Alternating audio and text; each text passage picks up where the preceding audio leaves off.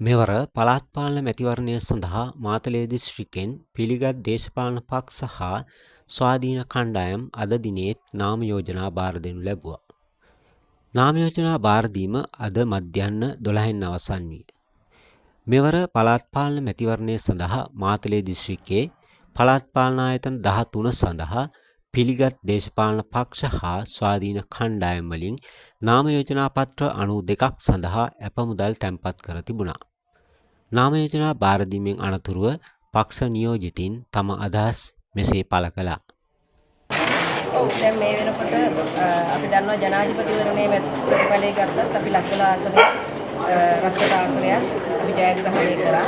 ඊට පස්සේ මහමැතිවරණයේදී ඇතිවෙච්ච රැල්ලත් එක්ක තමයි මහමැතිවරණයේදී වෙනස් ප්‍රතිඵලයක් ලැබුණේ. හැබැයි අපි දන්නවා මේ වෙනකොට ජනතාව තමන් කරගත්ත මෝඩකම ගැන පසුතැවෙන අවස්ථාවක්. අපි අනිවාර්යයෙන්ම සමගි ජන බලවේගයේ හැටියට මාතලේ දිස්ත්‍රික්කයේ පමණක් නෙවෙයි රටේ බහුතර සභාවන්ගේ පළාත් පාලන ආයතනවල බලය අපිට අයිති කරගන්නවා.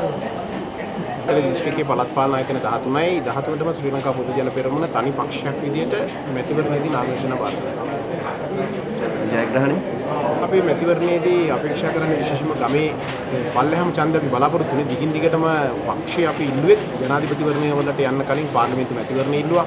ඒ වගේම අපි පළාත් පාලන මැතිවරණ දිගටම ඉල්ලපු පක්ෂයක්. ඒ නිසා ආණ්ඩු කොහෙදී වුණත් මැතිවරණ වලට මුහුණ දීම සඳහා ශ්‍රී ලංකා පොදු ජන පෙරමුණ සූදානම්. ඒ නිසා ගමේ ඡන්දේ පල්ලෙහා ගමේ පාක්ෂික අතරට ගිහිල්ලා මේ මැතිවරණ ව්‍යාපාරය මෙහෙවන්නත් ඒ වගේම ගමේ ජනතාවත් එක්ක මැතිවරණ ව්‍යාපාර සහ කටයුතු කරන්න අපි සූදානම්. මැතිවරණය ලබා ගැනීම ගැන අපි බලාපොරොත්තු හිටියා වසර කිහිපයක්. ඒ අනුව පළාත් පාලන මැතිවරණ ලබා දීම ගැන අපි සූදානම් වෙනවා. ඒක ජනතාවගේ අයිතිය. ඒ ජනතාවගේ අයිතියට රජයේ කටයුතු කිරීම ඉතාම වැදගත්.